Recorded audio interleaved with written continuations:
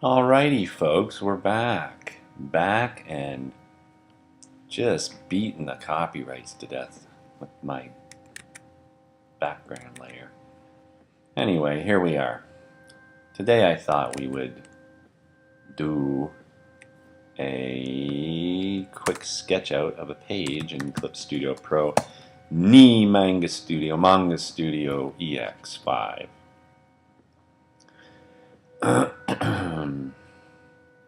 What we're going to try and achieve here is basically laying out a page from a script that came from a storyboard.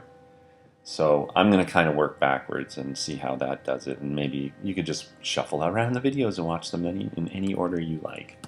But in this particular case, I have done the storyboards or the thumbnails, and now I'm about to start laying out the book itself. In the beginning, this is on a pretty slow laptop, but this program runs great on this, unlike some other graphics programs.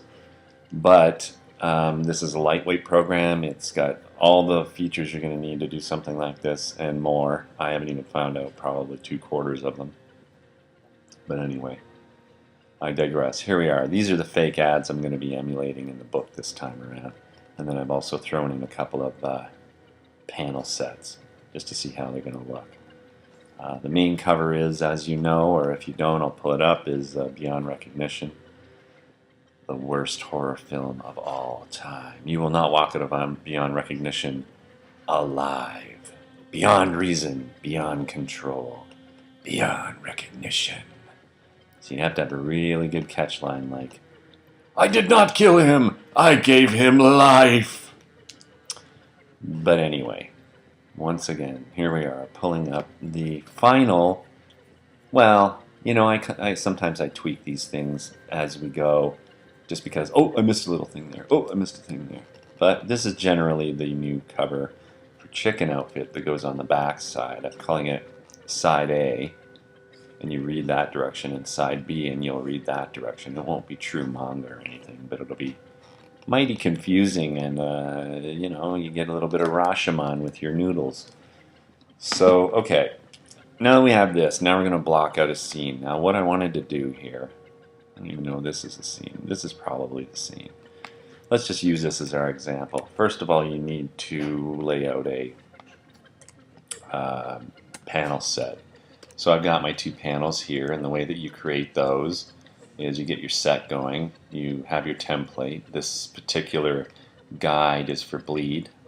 You can see where the safe area is, where the live area is, and where the chop mark will go somewhere in here. So you gotta want to stay away from, you want to do an even E there, and right about there, don't go past that. So we're gonna put our panels in, and basically this is pretty easy. You go to your ruler, then you look for, not your ruler, sorry. You'll be encountering a lot of this. Here it is. Panels. Hey, what do you know? Frames. And normally what I do is I turn off the frame because I work on a black background, as you can see once I turn off that. I prefer black backgrounds because it sucks you into the story more. I don't know. For me, it does. Regardless, so you'll drag a panel. Oops, not from there. What am I doing? You'll draw a panel is what you'll be doing. So what we need is a decent guide to work from, so it snaps to the edges, and you'll snap to the edges by turning these on and off. The first one is to the ruler, second one's to the special rulers, and the last one's to the guide. Normally I turn the two on here. I could be wrong, but they work for me. And then you'll throw in your frames. You'll create a new frame from the frame palette, or from the frame area, and you'll have them numbered. You can call them whatever you want. So far, so boring. Alright, so we've got that all laid out but beforehand, so you're not bored to death. You may be anyway, but still. We've got our panels. Now what I want to do here, according to the script, is produce, well actually let's bring up the script, shall we? I use Scrivener because I don't like FDR final draft. I'm sorry. if I am not a final draft guy. People seem to like to get really angry. Well, I'm a final draft guy. I don't know why you're not a final draft guy. I mean, this is a final draft. This is an excellent program. It's been around for decades. But what I prefer is Scrivener, and they've done a great job with this. And the iPad version, syncing it up through Dropbox is impeccable. So you can write on the fly. Anyway, so this is the script for issue 4. So what I normally do is come up with thumbnails to map it out on the wall, which I'll throw in a screen grab. And then I use the script to kind of compare back and forth to massage it to the point where it's actually starting to make sense and all the plot points are falling into place. This takes time and it takes experience, and it's not the funnest part, but I do like writing, so it is actually pretty cool. Regardless, what we're doing here is Stand in the Pods, which takes place in 2012, before the story begins. And I'm throwing in a little quote there for Marshall McLuhan's chip dip recipe. Little reference to Manhunter. You'll see a lot of references to popular culture from the 80s and the 70s and the 90s, and I try not to get too close to the zeitgeist because it just, I don't know, it's too cheesy for me. But anyway, so what we've got here is a scene where these pods basically burrow their way into Stan's head through his eyes. So this is what we're trying to convey with this. And what I wanted to do with this particular setup is you'll get your frame, the one you're going to be working with, and I normally use a blue pencil because of animation. So this is about the kind of size that I use. I do about a 20, and then you'll open up your frame and you'll go on your raster layer and you'll start scribbling on there.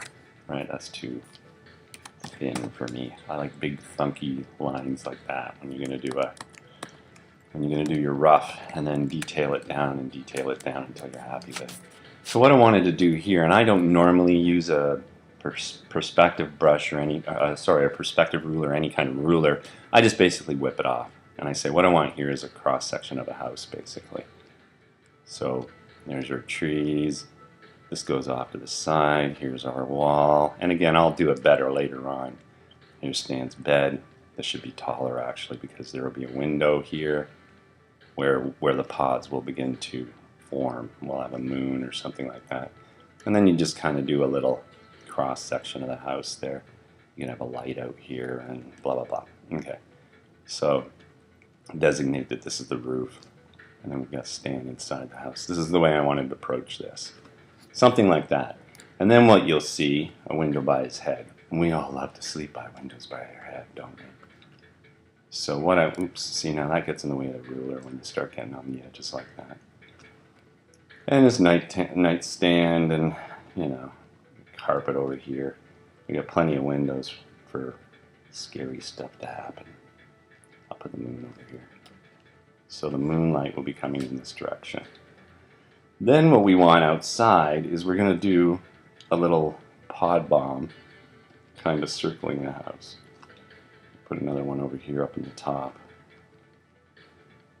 And he's kind of circling. So what they're basically doing, and I'll save that, is they're going to be going into Stan's head. So that's basically what I want it to look like. It's down and dirty. It's not like, I'm using rulers and I'm going right to draw it. I'm just trying to think about, where is everything going to be right now? And how's the negative space? How's the positive space? That kind of stuff. So that's what we do at this particular juncture.